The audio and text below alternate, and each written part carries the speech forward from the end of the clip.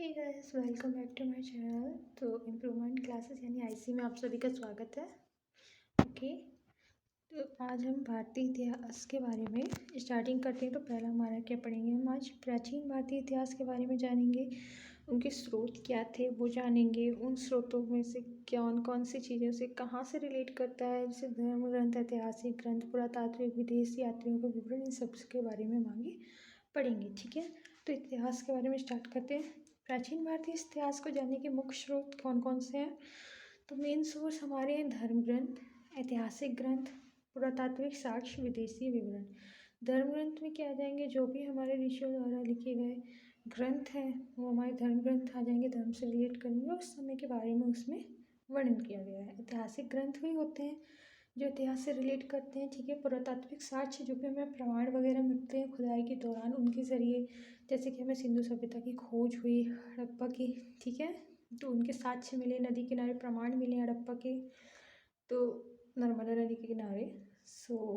ये सब हमारे पुरातात्विक साक्ष्य हो जाएंगे। अगला विदेशी यात्रियों का वर्णन, तो उस समय पे जो व्यापारी आते थे विदेशी, उनसे जो व्यापार किया जाता था उनके साथ, तो वो लोगों का यहाँ आना और फिर उनके द्वारा लिखे गए ग्रंथों में, अपनी बुक्स वगैरह में हमारे भारत के बारे में वर्णन किया गया है। उधर से भी हम इसके बारे में जान सकते हैं। पहला आइए देखते क्या है, धर्म ग्रंथ। धर्म ग्रंथ में सबसे प्राचीन ग्रंथ माना जाता है वेदों को। ठीक है, वेद हमारे सबसे प्राचीन धर्म ग्रंथ हैं और इनको हम नित्य और आपुरुषय कहते हैं। आपुरुषय क्यों कहते हैं? क्योंकि ऐसा माना जाता है कि जो वेदों की रचना हुई है वो देवों के द्वारा की गई है, उनको मनुष्य ने नहीं किया है। ठीक है, इसलिए हम इसको आपुरुषय और नित्य भी कहते हैं। नित्य आपुरुषय वेद के ही पर्यायवाची आप मान सकते हैं। ओके, तो क्योंकि इनकी रचना तो नहीं करी है मनुष्य ने, लेकिन इनके संकलन करता जरूर थे। कौन? तो महर्षि वेदव्यास। कभी कभी वेदव्यास का पूरा नाम पूछ लिया जाता है, या नहीं भी पूछे तो भी हमें ये जानना जरूरी है कि महर्षि वेदव्यास का पूरा नाम कृष्णद्वैपायन वेदव्यास है। महर्षि कृष्णद्वैपायन वेदव्यास है, ये आप याद रखिएगा। ठीक है, आगे आगे हम वेदों के बारे में जानेंगे। तो जैसे कि हमें पता है क्या, वेद, ठीक है, सबसे हमारे प्राचीन ग्रंथ हैं वेद। वेदों के संकलनकर्ता महर्षि वेदव्यास है, जिनका पूरा नाम महर्षि कृष्णद्वैपायन वेदव्यास है। ठीक है, अच्छा, एक चीज़ और, वेदों का हमें पता है संख्या क्या है, 4 है, सबको पता है। कौन कौन से हैं? तो ऋग्वेद, यजुर्वेद, सामवेद और अथर्ववेद। ऋग्वेद हमारा सबसे प्राचीनतम वेद है और अथर्ववेद हमारा सबसे अंतिम वेद है। ठीक है, वेदों का समूह यानी कि इन चारों वेदों का संग्रह कहलाता है, क्या समूह कहलाता है? संहिता। ठीक, तो वेदों का समूह संहिता कहलाता है। तो सबसे पहले ऋग्वेद के बारे में जानेंगे। ओके, ऋग्वेद में क्या है? सबसे प्राचीनतम ग्रंथ है ये, क्या? ऋग्वेद। ठीक है, ऋग्वेद में क्या दिया है? ऋचाओं यानी मंत्रों का क्रमबद्ध ज्ञान ऋग्वेद के द्वारा हमें पता चलता है। ठीक है, ऋग्वेद क्या है? ऋचाओं या मंत्रों का क्रमबद्ध ज्ञान या संग्रह। ठीक है, इसके अंदर हमें 3 चीज़ें पता चलती हैं, एक हमारा मंडल, सेकंड सूक्त और तीसरे ऋचाएँ। तो मंडल इसमें कितने हैं? 10 मंडल दिए गए हैं। ठीक है, और सूक्तियाँ इसमें कितनी हैं? 1028 हैं और ऋचाएँ इसमें 10,462। तो हम 10-10 का आकलन लगा के चलेंगे तो चीज़ें ध्यान रहेंगी। ठीक है, मंडल कितने हैं? मंडलों की संख्या 10, सूक्तियों की संख्या 1028 और ऋचाओं की संख्या 10,462 है। इनमें से तो इंद्र के लिए कितनी हैं ऋचाएँ, मतलब मंत्र दिए गए हैं 250 हैं, और अग्निदेव के लिए इसमें 200 मंत्र हैं। ठीक है, नेक्स्ट हमारा ये हमें पता होना चाहिए ज़रूर कि इनको पढ़ने वाले यानी कि पाठकर्ता जो भी ऋषि हैं उनको हम क्या कहते हैं? होत्र। होत्र, ये वर्ड आप ध्यान रखिएगा, इनको हम क्या कहते हैं? होत्र कहते हैं। मंडल हमारे कितने थे? 10 मंडल हैं, 1028 हमारी सूक्तियाँ हैं, 10,462 हमारी ऋचाएँ हैं। सबसे प्राचीनतम ग्रंथ हमारा ऋग्वेद है। ऋचाओं यानी मंत्रों का संग्रह हमारा क्या कहलाता है? तो ऋग्वेद है, जिसमें से 250 आपके इंद्र के मंत्र हैं और 200 अग्निदेव के लिए। ठीक है, अच्छा, एक चीज़ और, ये ग्रंथ, ये ऋग्वेद कौन सी शैली में है, तो पद्य शैली में दिए गए हैं। ठीक है, नेक्स्ट वेद की हम बात करें तो वो हमारा यजुर्वेद है। यजुर्वेद में हमारे यज्ञ के नियमों और यज्ञ से संबंधित नियमों और उनके विधि विधानों का संकलन मिलता है। ठीक है, तो हम कह सकते हैं यज्ञ के नियमों और विधि विधानों का संकलन यजुर्वेद कहलाता है। ठीक, यजुर्वेद कहलाता है। और इसके पाठ्यकर्ता क्या कहलाते हैं, अध्वर्यु। अध्वर्यु, रा की रे पहले पढ़ी जाती है इसलिए अध्वर्यु। ठीक है, ऋग्वेद के पाठकर्ता कहलाते अध्वर्यु और ऋग्वेद के पाठकर्ता कहलाते होत्र और यजुर्वेद के पाठकर्ता कहलाते हैं अध्वर्यु। ओके, नेक्स्ट इसके बारे में हमें क्या पता होना चाहिए, एकमात्र ऐसा वेद है जो गद्य और पद्य शैली दोनों में लिखित है। ठीक है, एकमात्र ऐसा वेद है जो गद्य और पद्य शैली दोनों में लिखा गया है। ठीक है, ये आप ध्यान रखना। इसके अलावा सभी पद्य शैली में दिए गए हैं, सिर्फ यजुर्वेद है जो हमारे गद्य और पद्य शैली दोनों में है। ठीक है, नेक्स्ट आपका क्या, नेक्स्ट आता है सामवेद। सामवेद में अगर हम कहें कि ऐसा कौन सा वेद है जो भारतीय संगीत का जनक कहा जाता है या भारतीय संगीत के जनक हम किस वेद को कहेंगे, तो वो हमारा सामवेद है।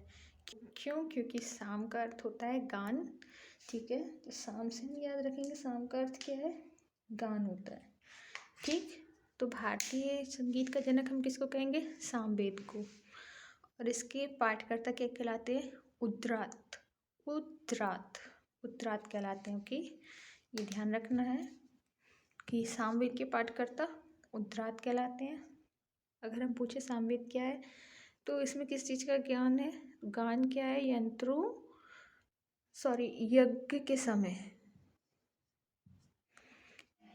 यज्ञ के समय गाए जाने वाले मंत्रों का संकलन क्या कहलाता है, हमारा सामवेद। ठीक है, यज्ञ के समय जो भी मंत्र का उच्चारण किया जाता है तो उनका गान जो किया जाता है वो हमारे किसके अंदर आएगा, सामवेद में आएगा। नेक्स्ट हमारा अथर्ववेद है। अथर्ववेद ऐसा वेद है जिसमें ऐतिहासिक घटनाओं के बारे में पता चलता है। साथ में ऋग्वेद में भी हमें प्राचीन काल की कुछ ऐतिहासिक घटनाओं के बारे में पता चलता है। लेकिन एक पॉइंट आप सभी को नोट डाउन करना है कि जो हमारा यजुर्वेद और सामवेद है, ये दो वेद ऐसे वेद हैं जिनमें विशिष्ट ऐतिहासिक घटनाओं का वर्णन नहीं मिलता है। ठीक है, यजुर्वेद में हमारे मंत्र और विधि विधानों का संकलन है और सामवेद में हमारी यज्ञ के समय गाए जाने वाले मंत्रों का संकलन दिया है। ठीक है, ये सामवेद, अथर्ववेद और ऋग्वेद सभी हमारे पद्य शैली में है, लेकिन मात्र हमारा यजुर्वेद है जो हमारे पद्य और गद्य दोनों शैली में।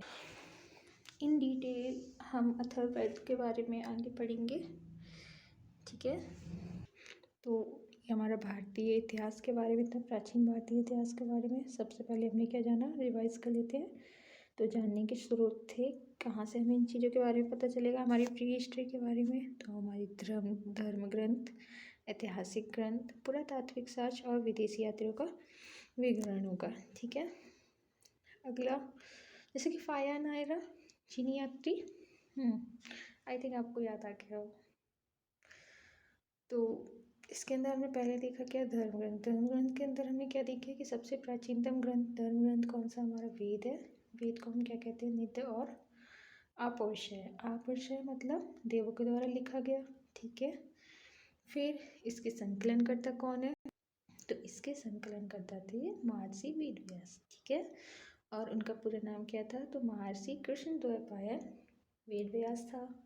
फिर हमने देखा वेदों की संख्या क्या है, 4 है, ऋग्वेद, यजुर्वेद, सामवेद और अथर्ववेद। ठीक है, और इन चारों वेदों का समूह क्या कहलाता है, संहिता कहलाता है। ये हमारे कुछ पॉइंट्स हैं। फिर इसके बाद हमने आगे हर एक वेद को डिटेल में देखा।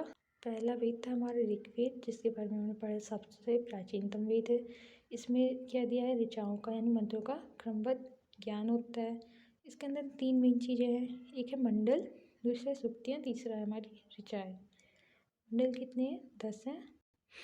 सुक्तियाँ हमारी 1028 हैं और ऋचाएँ हमारी 10,462 है। ठीक है, और जिसके अंदर हमारी दो अग्नि और इंद्रदेव के बारे में दिया गया है। तो इंद्रदेव से रिलेटेड कितनी थी? 250 थी। अग्नि से रिलेटेड हमारी 200 ऋचाएँ थी।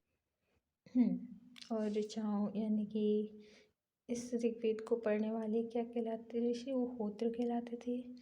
और ये कौन सी शैली में दिया है? तो पद्य शैली में। ओके, नेक्स्ट हमारा था यजुर्वेद। यजुर्वेद क्या है? तो यज्ञ से नियम और विधि विधानों का संकलन हमारा यजुर्वेद कहलाता था। इसके पाठकर्ता अध्वर्यु कहलाते हैं और ये गद्य और पद्य शैली में दोनों में दिया होता है। साम और कृष्ण और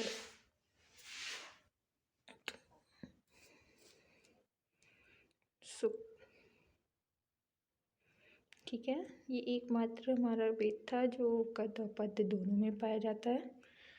फिर हमने देखा सामवेद। सामवेद, साम का अर्थ है यहाँ पे गान, और भारतीय संगीत का जनक भी हम सामवेद को मानते हैं। ठीक है, इसके पाठकर्ता उद्रात कहलाते हैं।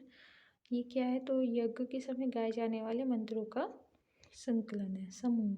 ठीक है।